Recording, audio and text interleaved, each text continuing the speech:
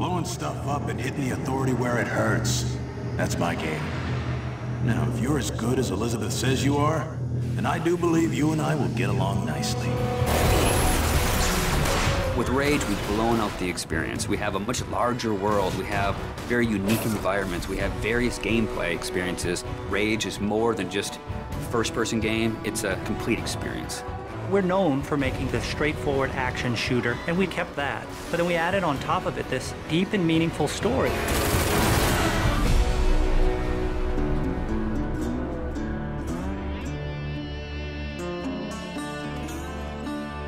So the story of Rage. We had the setting, we knew we wanted to have it on Earth, then we had to decide how we would destroy the planet. And we actually found that there's a real asteroid, which is called Apophis, which will pass by the planet around 2036. So in the fictional world of Rage, when the governments of the world discovered that Apophis would hit us and destroy most of civilization, they initiated a program called the Eden Project.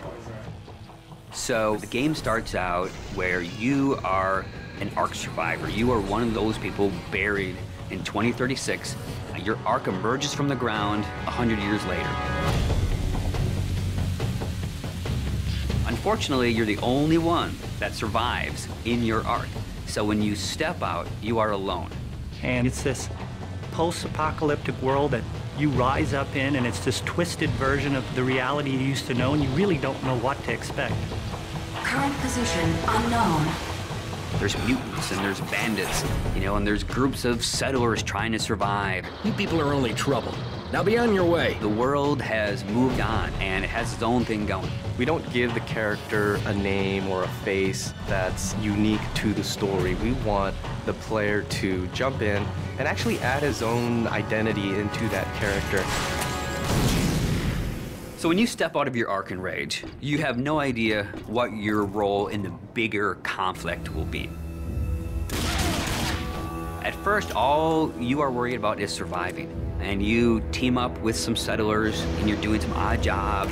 So here's what I need you to do. So you're not just going from one area to an airlock to the next area. It is an open world. It's believable in a sense. And it's the story and the characters and the setting that really delivers the gameplay. You're driving across these landscapes, and you're going visit people here, and they're giving you jobs to do. And as you head out of your safe zone, you enter like a combat area. So you may find a handful of bandits with rocket launchers mounted on their cars. And as a player, if you wish to engage them, you can. If you wish to try to run and gun and get out of there, you can. Then the story starts unfolding, and you realize that these warring bandit clans, they all occupy a certain area of the wasteland. They own it. They'll attack you if you go in there and you don't look right. Then the same thing with the towns. If they don't know you, they're going to treat you like an outcast. Well, will you look here? A new face, a new body. Oh, I am so glad I got out of bed this morning. You start learning about these crazy mutants who they don't even like each other, much less you, much less the bandits.